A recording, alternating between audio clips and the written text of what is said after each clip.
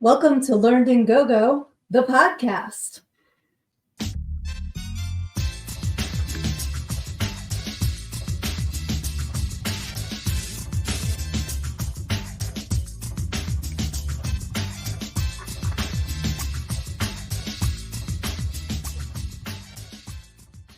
Hey, I am your host, Sydney A., and I am also the author of Everything I Need to Know, I Learned in Go-Go, How a Preacher's Daughter Pole Danced Her Way to Finding Her True Self. I am super excited you guys are all joining us today. I have a really special guest. Her name is Shelby Avann, and I am so excited that she is here with us today. She's a relationship and intimacy coach, and she's also a Reiki healer. As an intimacy coach, Shelby is a professional guide trained in attachment theory, intimacy, and sexuality practices, Tantra, kink, and Reiki, who helps individuals enhance their emotional, physical, and relational connections. And I cannot wait to see what she has to teach us today. So please welcome Shelby. Yay, Shelby. There she is. Yeah, I was like, oh no, we lost Shelby and we're just getting started. So welcome. I'm so happy to have you with us today. And it's going in and out a little bit already. I noticed that. I'm so sorry. We're in different countries, so everyone bear with us as we're going through international internet services here. And rain. It's raining here. It's kind of crappy weather. Oh, we've had that for like a week. So I'm actually really excited to talk to you about maybe practices to help us deal with the emotional issues that come along with that. But I'm really interested in the intimacy coach part because I'm not really sure what exactly that is, but also I want to know how you got to this part of your career. Like, you don't wake up, like when they ask kids in kindergarten, what do you want to be when you grow up? I've never heard anyone say an intimacy coach. So there has to be steps along the way. And I would love if you could share with us like a little bit of your background and how you got to the place where you are now. Okay. Well, the intimacy coaching side of things is actually one of the newer aspects of what I'm doing. It's always been an interest of mine, but it hasn't really come out until probably really last year. But the way I kind of started working with clients and not doing coaching right away, I started with Reiki. So I was doing energy healing. I started it because I wasn't feeling good. And then a friend of mine asked if I wanted to try it out. And I said, sure, that sounds good. And then I had this really magical experience with it. It was really, really cool. It's something I had never experienced before. I had all these kind of like feelings and sensations and like heat flowing through my body and then cold in some places. And then I felt like tingles and these bars of light. And it was really, really interesting as for the experience that I had. And then she was also getting these intuitive messages that kind of came along with everything. So she was my best friend at the time. So I hadn't told her what was kind of going on in my life yet about those things. And she was kind of pulling some of the stuff out.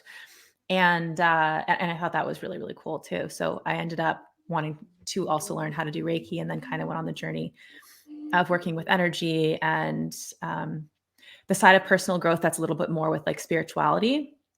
And again, the energy stuff. And then I started moving into some more of the scientific stuff and learning about attachment theory later, where I felt that there were like these gaps along the way when I was doing my healings with people and my Reiki stuff. And I just felt like I was creating more questions, even though the Reiki was helping them heal on an energetic level. But it's just that like with energy, the blockages can come back if you don't actually do the work yourself to heal those things. Like you'll just like re-traumatize yourself or re-hurt yourself kind of. So when I started learning that. Yeah, I know. I'm going to cut you off. I know exactly what you're saying there. And I definitely want to hear more about it because so I went through a lot of traumatic experiences, and the start of when I was getting Reiki performed on me, I more or less like a lot of things were put into perspective, but I also knew that I had to put work in as well. Because like you said, that for a long time, there were things that I was going through that were just shoved away. And then they start to like resurface without me having never dealt with them. And it essentially had put me into a really traumatic state just last year. And getting Reiki done, and I had an outer body experience. So when you were touching on just those feelings and emotions that you felt and like the warmth, like those effects lasted me over a week. And I was going each session, I would go like 3-4 times a week. It was just an incredible feeling. So I have to applaud you for like what you're doing within that, because it saved my career. And I credit it, I really do, because I couldn't, one, think outside the box. I was just really trapped in my own mind.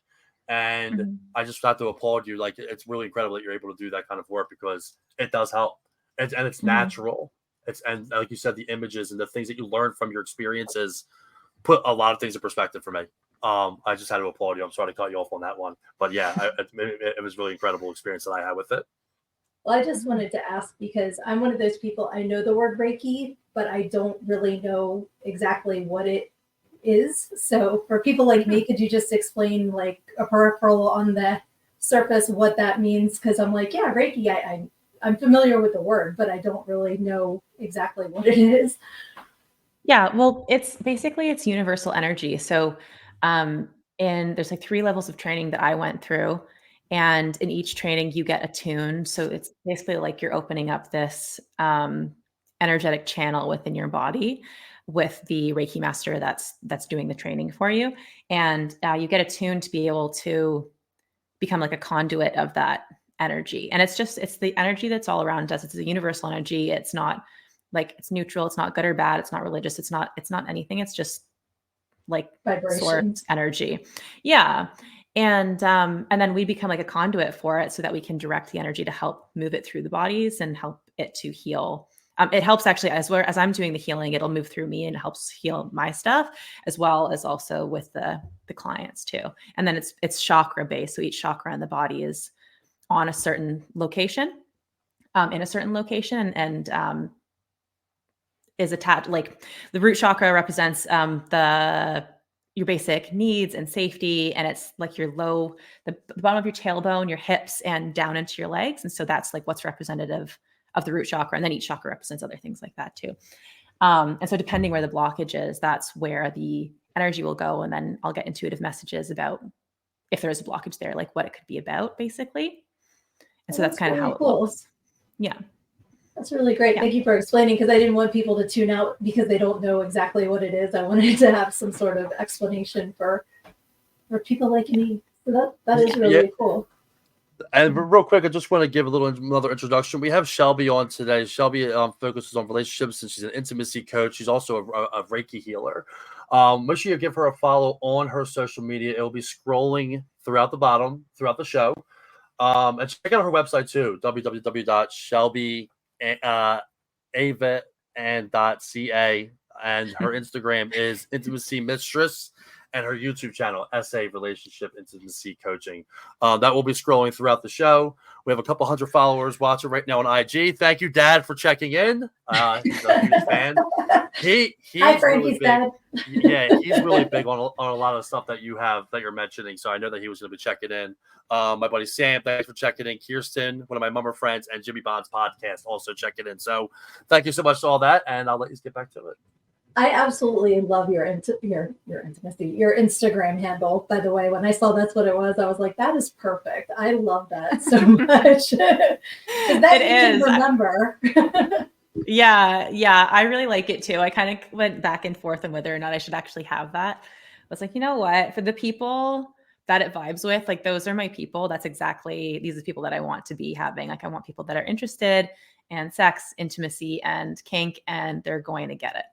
Exactly. That's why when I saw that, the mental picture was like, I want to connect with her. Yeah, that's so awesome. The good stuff, the greasy stuff. Yes. That's Frankie's word of the day. You're going to hear greasy a lot today. It's very interesting. It's an interesting topic because not a lot of people, obviously, Sid, you had your a previous guest on that was similar to kind of what Shelby's brings to the world, more or less. And it's really cool that we have another guest that can kind of share her side of things, because it's a topic that not everybody is just so outgoing and talking about. So like I just think that it's really cool that you coming on, doing a live show and going to talk about these things, because it's crazy being an adult, and sex is like one of those things like, oh no, you can't talk about that kind of stuff like you're in church or something. And there's nothing wrong with church, don't get me wrong, but I'm really excited to hear those stories and just kind of like, your point of view on things. And so is the audience. Like, I'm looking right now on Instagram. My dad says, great topic. He also says he had Reiki twice and it was amazing. My dad's a big fan. So I'm looking forward to, being able to talk more about it. So go right ahead, girls.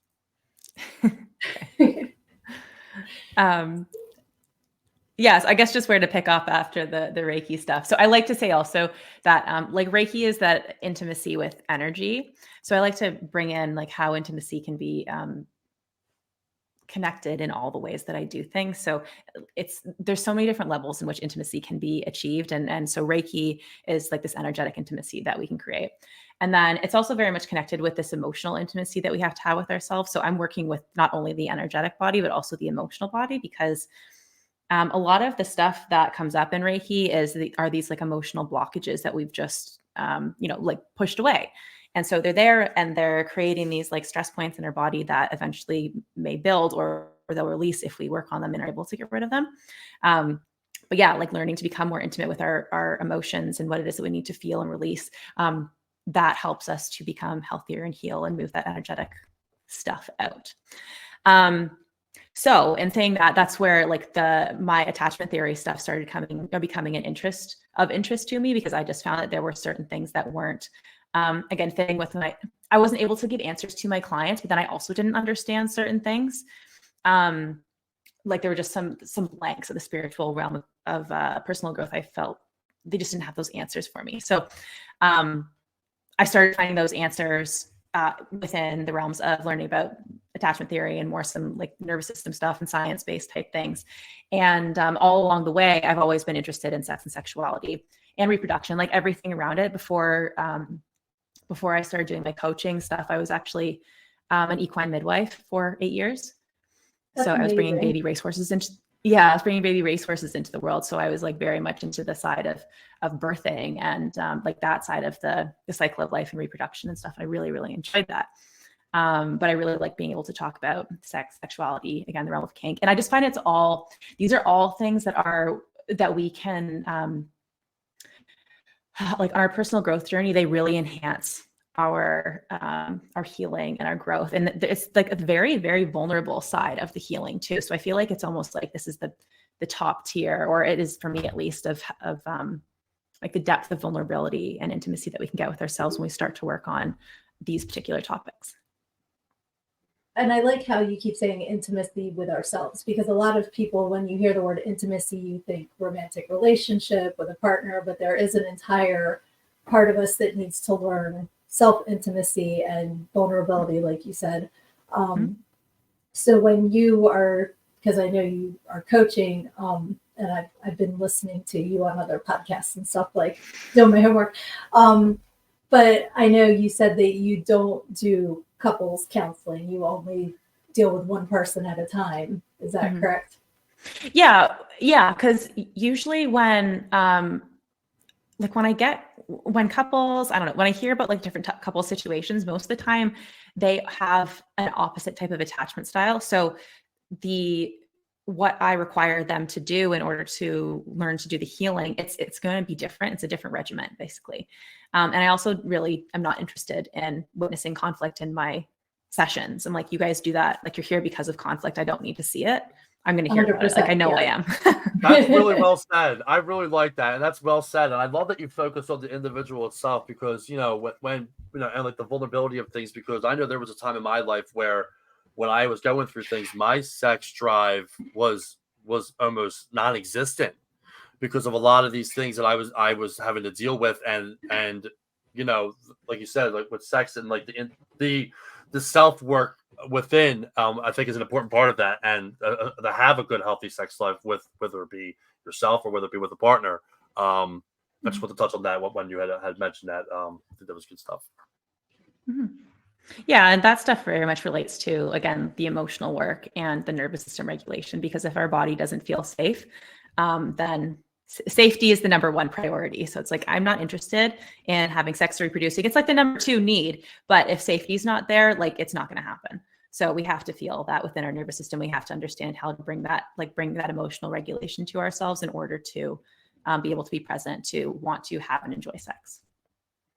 And that emotional, physical connection is so much more than people realize. Even if you are someone who likes to go out and enjoy sex casually, there's absolutely going to be some sort of emotional attachment, whether that's, not romantically, I'm in love with you, but you're going to have those kinds of energy connections as well, I would assume. Not with everyone, actually, like depending. So going to the attachment style stuff, there are some people that are the attachment style of more of a like dismissive avoidant attachment. Okay. They might not necessarily have that relationship with sex. They might be more likely to have a more casual relationship with sex, and something that's also a lot more dissociated from their emotions, because a dismissive avoidant is more has kind of pushed their emotions a bit further away, and they're like these more lone wolves, like to take, not necessarily lone wolves, but they're like, I'm independent and I can do things on my own. I don't need you for anything. So this is actually more of a like, I just want a pleasure release, but I don't need your connection. That's I'm glad I brought it up, because see, I was completely wrong on that. But that's just like a protection strategy too. So it's not like, that's not ideally what you actually want, right? We want this interdependence with people, and we want to actually be able to have that connection, I feel like in sex and physical connections too. Right, definitely, just like humans in general, But it also, I think, depends a lot on your place in life too, like, whether you're in a spot where you're just like, yeah, I'm just here to party and I'm going home, or if you're like actually looking for more of a connection too, can make a difference. Mm-hmm.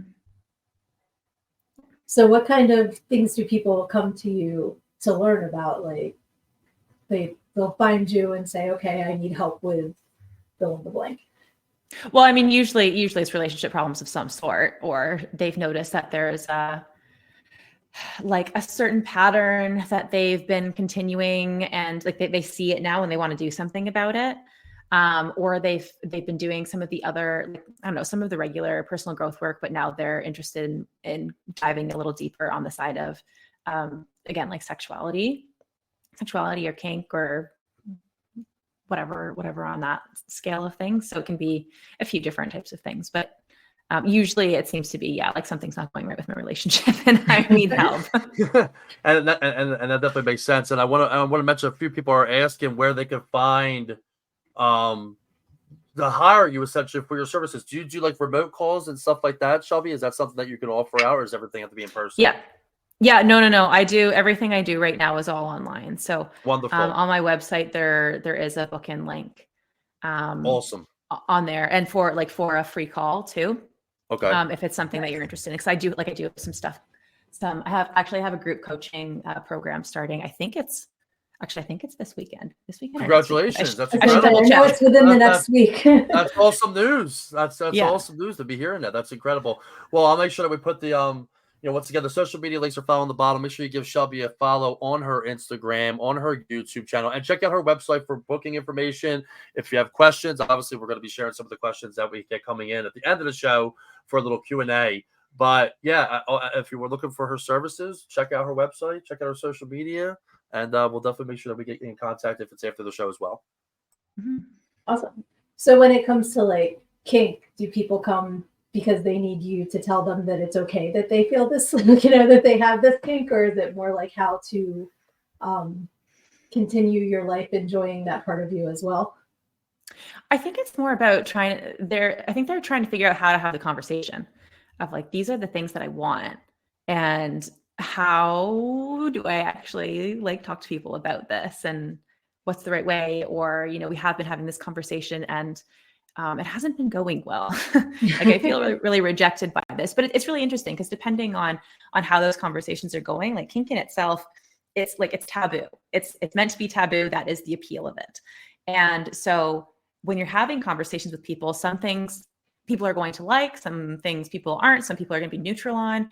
And then sometimes things change when you start to get more vulnerable and you actually say, I'm interested in this and here's why. This is why I find it hot.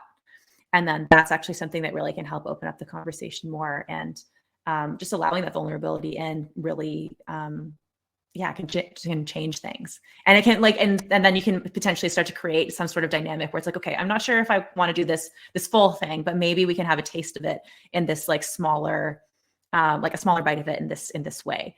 So let's try that. Like, how does that sound? And the thing is, sometimes people are also very much depending on what it looks like too, because if it's a fetish, sometimes people can want this thing so bad, or they've trained or not trained themselves to want this thing. But a fetish is different than a kink. A fetish to me is more intense.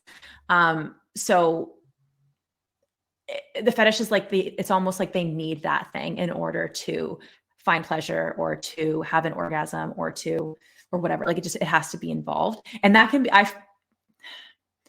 I find that can be a little bit harder to deal with if the other partner really doesn't, isn't super game for it all the time. So that's kind of also about just being able to recognize that you might need to find the appropriate partner that also really enjoys this thing, because if it's going to be a long-term situation that you want, then that has to be a part of your, filtering factor. I definitely want to touch on this because I like the vulnerability of it, and just and then when you get to a fetish point, it just really clicked with me, because when you're into something, I imagine, and the partner, you're obviously having difficulties having the conversation with the partner, and this is in general speaking, coming to you for that kind of guidance on how to bring up the conversation, I think is almost as important as having the conversation, because the approach and the delivery, it's tough to just go to somebody and say, hey, this is what I want to do and I'm into this. And it's like, well, hold on a second here. You have to really have that good approach. And that's great to hear that you kind of guide with that, because it's a conversation that can be very difficult, and it could be, relationship ending more or less, if that can happen, if the other person's not game. And the kind of transition to the fetish part of it, it's almost like an opposite of a phobia, like how people are deathly afraid of things. Like with a fetish, it's like you damn, you definitely need this involved in your life, which comes to a level of, I have a friend of mine, I won't say no names. She had this fetish where she liked to be part of like the gangbangs. And she also had a life of, she was a teacher. So she had to be really careful with the way she lived her life. And she's single, and she'd always, we had a conversation before about it. And, she said, this is the way I like to live my life, and not many people are okay with it. So I'm just happily single. And I respected the shit out of that decision for her. But yeah, with fetishes, people can get to a term where it's just like, I'm happy alone, more or less. Yeah, and I think it depends, because some of the more common ones look like something like, I don't know, I think one of the top ones is probably a foot fetish. And there's so many different aspects to that, which are actually really fascinating when you kind of get into it. But the other things that I've seen, which this is the problem that I have with some of this stuff, is that because depending on what it is, how much it is that you want the thing, and because it feels like a need in something that the bucket is completely empty, it's completely dry, that when people go about trying to get that thing, they can be very manipulative and very judgy and very pushy and power play and topping from the bottom. I don't know if people know what that means, but it's basically taking control when you're supposed to be the submissive one. Yeah, submissive. Okay. and taking orders. You're not supposed to be trying to control the situation. Right. But that's one of the things that I've seen with some of the stuff where it's I really want this thing met. I feel like I can have it. And then it just all of a sudden is this really grabby, I'm going to get it no matter what it takes. And then it just becomes the other person feels like you're using me. You are using me and you're manipulating me. And this isn't fucking fun anymore. I don't want to do this. I don't feel like I'm here. I don't feel like a person here. I feel like a kink dispenser. And I'm not game for this. No, and that's fair. You want everybody to be involved because they want to be, not because they're being manipulated into. And it's funny, I have a couple things that I mentioned in the book that you just mentioned. And one is about how to talk to somebody. Like I didn't have the steps, but I said about bringing up what you're into and don't just assume that your partner's not, because especially if you explain to them why you like that or whatever, they might be more like, okay, I'll try it, rather than just dismissing you. But also the foot fetish thing, I have a whole part in my book about foot fetish guys are my favorite when I used to work, because getting paid to do a champagne court and just get a foot massage for a half an hour for a couple $100, yes, please, anytime. Sign me up. Guys. So sending my love out to the foot fetish customers. I miss you guys. I miss they you were guys. Also, I do good foot rubs. I love that. I'm going to give a couple plugs here for some people that are in the group. We got some great content creators. Carmen, she was actually a guest on my show, the My Crazy Exes podcast. She's really, really awesome content creator. My good man Luis and my good man Wyatt, big fans of the show, big fans of Sid. They're just all coming in to say hello and loving the stuff so far. Hello. Everybody on Instagram, Caroline, I see you. My cousin Justin checking in. Dad's still watching. Mama Bear, Dad's still here watching. Once again, make sure you follow Shelby on all of her social media. She's talking about a lot of really, really cool stuff, really interesting stuff today. Make sure you ever follow on all of her social media. It's following on the bottom, and it will be in the description of the show as well. Should we play rapid fire with our guest? Sure. Are you up for a little rapid fire? Just a quick couple questions, and the first thing that pops into your head, it's nothing serious, I promise. Okay. Okay. First up, your social security number. No, I'm just kidding. Yeah, I don't know that off the top of my head. I like rapid fire. I feel like it's a nice icebreaker, and it's one of those things where it's like we ask you a question, first thing that comes to your mind, whatever it may be, and then maybe we'll go around the table on some of these. Okay. So here we go. Rapid Fire is brought to you by Learned and Go the podcast. Make sure you check us out on all podcast platforms. We're doing a live show today. Thank you, everybody, for checking in as well. So first question is going to be, what was the first crystal you were drawn to? Oh, it's called monk's gold. It's actually a man-made crystal. It's not even technically like a natural stone, but it's like this orange, really sparkly one. I was like, oh, I like that one. Let's do that one.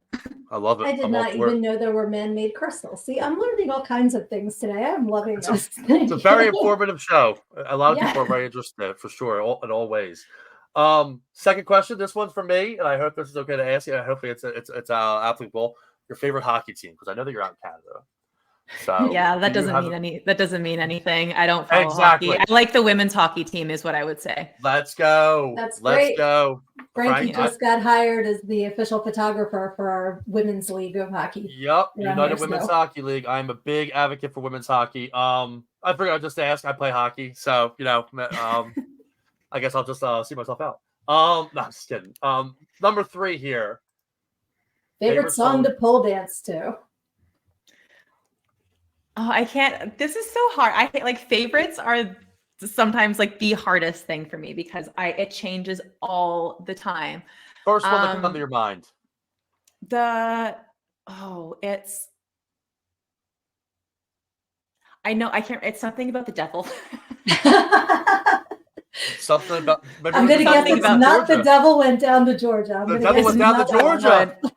It's not that one. Hang on. I have my phone right here. I might be able to find it. But it's something like a devil in the lace dress or something like that. It's something. It might be like that. Steven Rodriguez. Okay. Steven Rodriguez. Or something. It's very sexy. I'm adding it to my Spotify right Greasy. now. I like that. I'll have to put that on during a workout or something. You know what I mean? Maybe if I'm editing photos, I'll throw that bad boy on. Really get me all pumped up. Yep, the devil wears lace. I got it. Thank you very much. But I agree with that. Like, definitely dancing, especially, it changes by your mood, by your day. Yeah. So I understand that completely. We'll have to dive more into that after the rapid fire about you dancing and stuff like that. I'm sure that you guys have a good conversation. But number 4, what is your favorite book of all time? I really like. Actually, there's a series. I don't know which book of the series I like, but the author is Jean Auel, and the series is called The Earth Children. Okay. And it is just like, I don't know. I find it fascinating. It's technically I guess it would be based off of history, but it's like following these like people when they were still developing, basically. So like cave people, but then also wow. it's like it's on the verge of like cave people versus what are we? I can't remember what the genus species is, but it's like the difference of recognizing like the different type of head structure, and then the different types of like they couldn't speak with words at that point. It was all sign language versus like our type of people who speak with words and are very creative and can evolve. And it's just like, it's all aspects of life that they talk about through the whole series. And it's so interesting, like spirituality, hunting, relationship styles, that like there's more open relationship styles there too, which I find really interesting. Anyway, it's like, I don't know, there were so many different things that are super cool in there. Well, we'll make sure we put that out there. That sounds great. We'll put that in the description. I know what I'm reading next. Yeah. I'm all for it. So our final one here is going to be, where would you never visit? Yep. Even if you were paid $1 million, where is some place you would never ever visit? I feel like you could always change, but one place that I've actually never been pulled to is India. Okay. Oh, okay. Which I feel like there's more dangerous places where it's like you should probably say that instead, but India is not a place that I've been pulled to at all. It's interesting. I find either you are really, really pulled or not interested, as far as like people that I know. Mm-hmm. And I kind of find like the culture interesting. Like I actually grew up in one of the places I lived growing up had a lot of Indian families. So I was exposed to the culture, which I thought was really fascinating. And the mom bought me my own sari, which was very beautiful. Mm-hmm. And I appreciated that, but I don't really have any desire to go to the country as much as I can appreciate the culture. So I get that. Mm-hmm. It's changed a little bit for me. The only place I ever go to is Wildwood. That's like the only place I ever go to. The Jersey Shore. I'm boring. I gotta get out there more. I'm glad I traveled in my 20s, because the way like I freak out on airplanes now. So I'm like happy to have traveled when I was younger. But that's really cool. Okay, so that was our rapid fire. Like I said, nothing too serious, just a little getting to know you a little bit more. Yes. Just some greasy fun. That's all. But like Frankie said, I do want to talk to you more about dancing, because I love that you're doing pole dancing as well. And I'm sure everybody that's followed the show knows I used to as a job, but now I do for workout and just for fun. And you're doing it as a workout too, I believe, correct? Mm-hmm. Yeah. I have my pole gear, like my pole sweats on right now, just for specifically for the interview. But I noticed that immediately. I was like, yay! So yeah. So how did you get into pole dancing? What drew you to that? I just remember looking.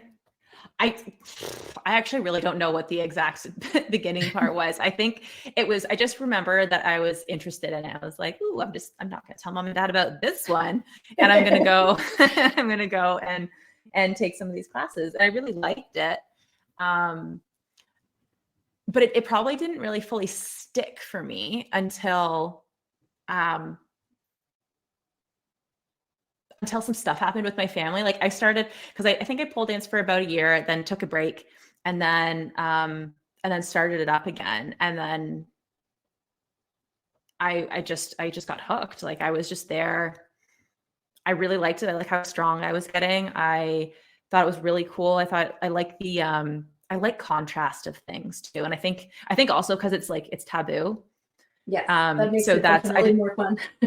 Yeah. So I'm like, I don't think I realized like the kinky side of it on the taboo aspect of it for me. But I definitely was always drawn to that side of it being like, it's, this is kind of taboo, and this is kind of like, it feels naughty, and then it kind of feels like my secret. And then all of a sudden it changed. And I didn't actually want it to be a secret anymore. And I wanted to talk to people about being like, no, look, like pole dancing can also look like this. It doesn't have to be what you initially think of it.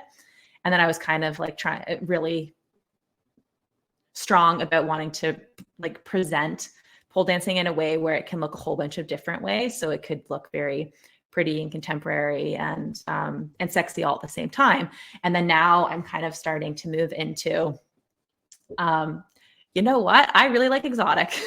And this is like this whole other side of things. And this is like, I am ready to go into basically what the stereotype looks like. And that's, I want it to be raunchy and I want it to be primal and I want to wear the big 8-inch heels and smack them on the floor and make a scene about it. And I really like that. Like that part I'm really starting to step into now. And I think it's so fun. I love that. I love all of that energy. It's so awesome. And I was so sad because I was supposed to go today and do my workout and I've had an injury in my calf. And like, I was trying to pretend that it was okay to go today. And then the highway that I need to take to get there was closed. So I said, okay, universe, I'm not going to mess up my calf. I hear you. Like I said, to go today. But I miss it because it's so energizing, like on top of all of the physical benefits. And I watched your videos. You rock, girl. You are so strong. You are so amazing. Like, I'm like, yay, go Shelby. So people don't understand the amount of physical strength it takes to do it. Like, it's a really awesome workout. And then on top of that, the way it kind of feeds your soul, whether you're doing it raunchy or you're doing it sexy or you're doing it pretty, you can definitely feed different parts of your soul through. Yeah. Well, it's a huge emotional release. Like that's one of the things that really, really, I think sold it to me later. Cause I started actually the studio owner of my home studio. She kind of pushed me to do some classes with one of the best instructors that we had there. And I was also doing like an exchange with them. So I would work at the studio and then get like free pole credits and stuff like that. So I would work on the nights that this instructor was there. It's just like, yeah, like if, once you sign everyone in, you can just join the class. I'm like, okay, cool. Nice. So I would do that. And then she did a lot of choreo and she was like, she's good. She's just very, very good. So I got very strong and I was there a lot at that point in time. Also because there was a lot of stuff going on in my life that was not great. So I was using pole as an outlet for my emotions and for that community. And I didn't want to be home, to be honest. So I was kind of like, this is my other space right now. Yeah. Yeah. So I got really good at it and I really,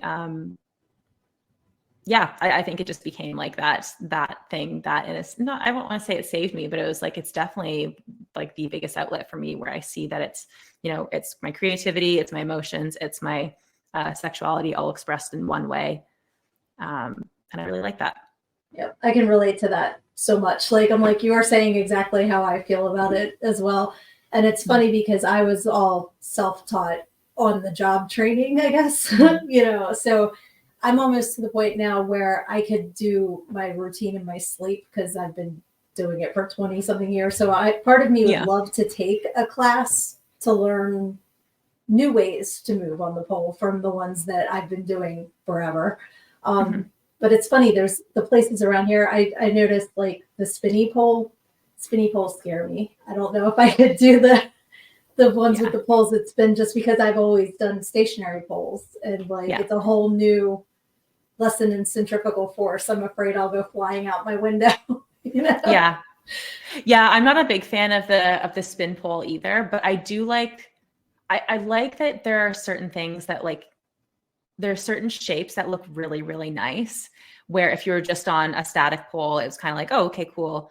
But now this adds this depth of, I don't know, like a visual appeal to it. But yeah, some of the things where it's like, okay, and we're going to spin and then bring ourselves in to get to the next thing. And then I'm kind of like, I can't get to the next thing. And I'm going so fast. Just stick a leg or arm out to slow myself down. Yeah. So it's spin pole's hard. Right. And I give you so much credit for being able to do that because, like you said, there's certain things like you can't move at a certain slower pace on a stationary pole. You're just going to hang there. Like, okay. Yeah.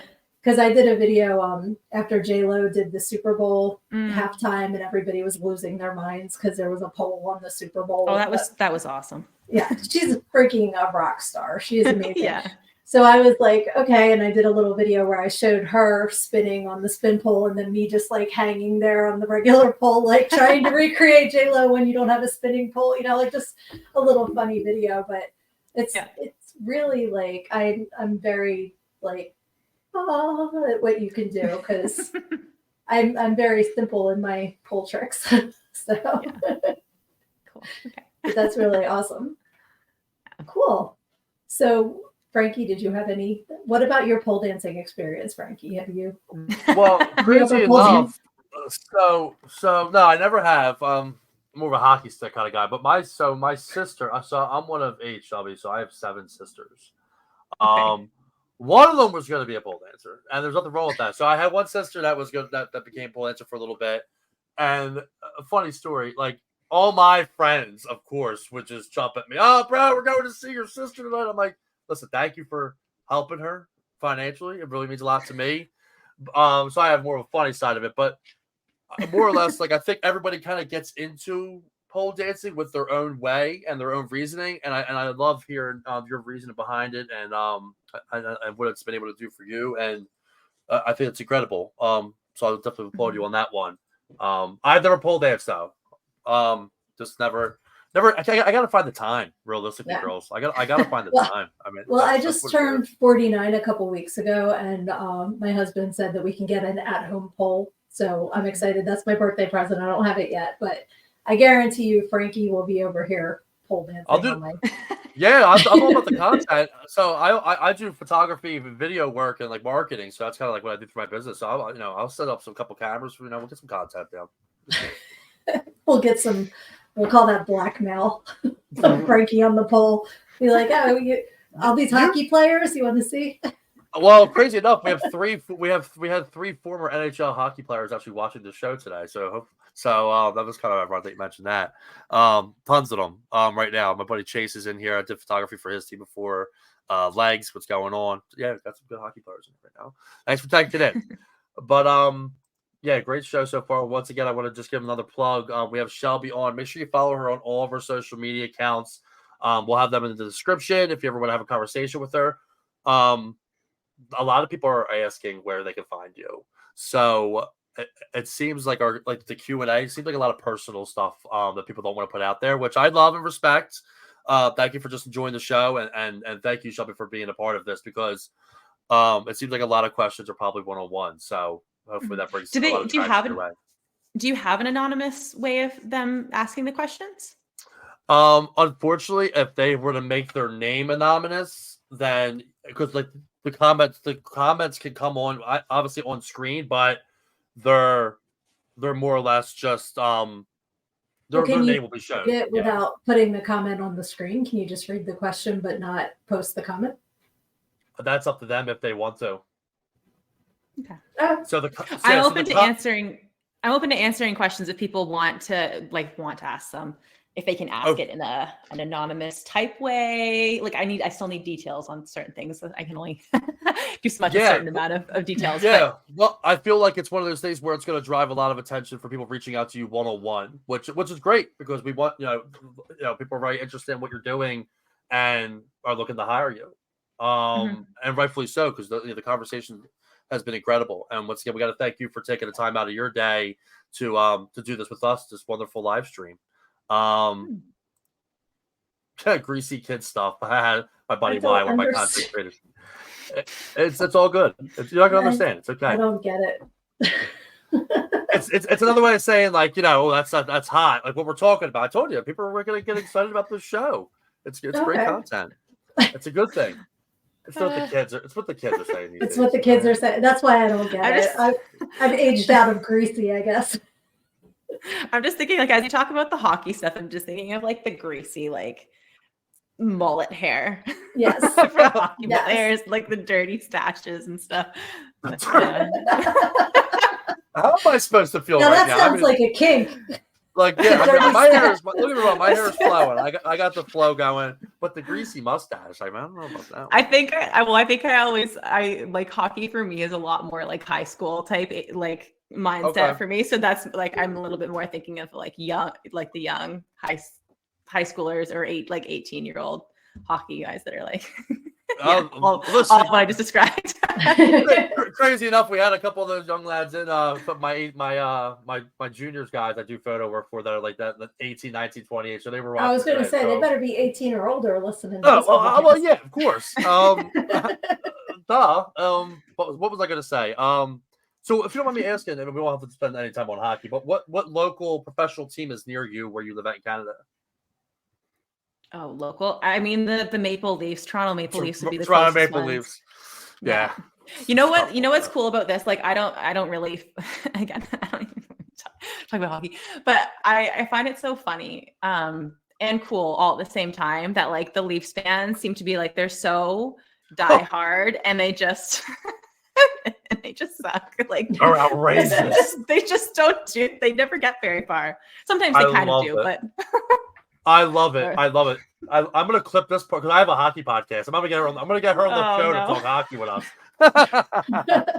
I love it. I love it. Well, once again, make sure you follow Shelby on all of her social media. Reach out to her. Set up a time to talk, and definitely inquire about her services. She's got incredible things. She's helping a lot of people with a lot of different things. So we'll start to do the wrap up if need be.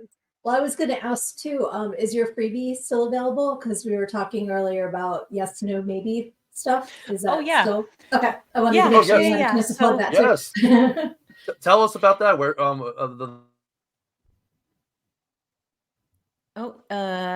I don't know whether I didn't hear the ending of that, but it's a yes no maybe list. So it's yes no maybe list intimacy checklist basically. So there's 2 columns on there. One's based on emotional intimacy, the other is about physical intimacy.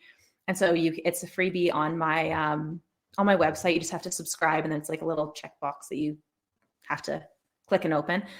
And then you can print that off, fill that out, and send it to or share it with your partner or whoever.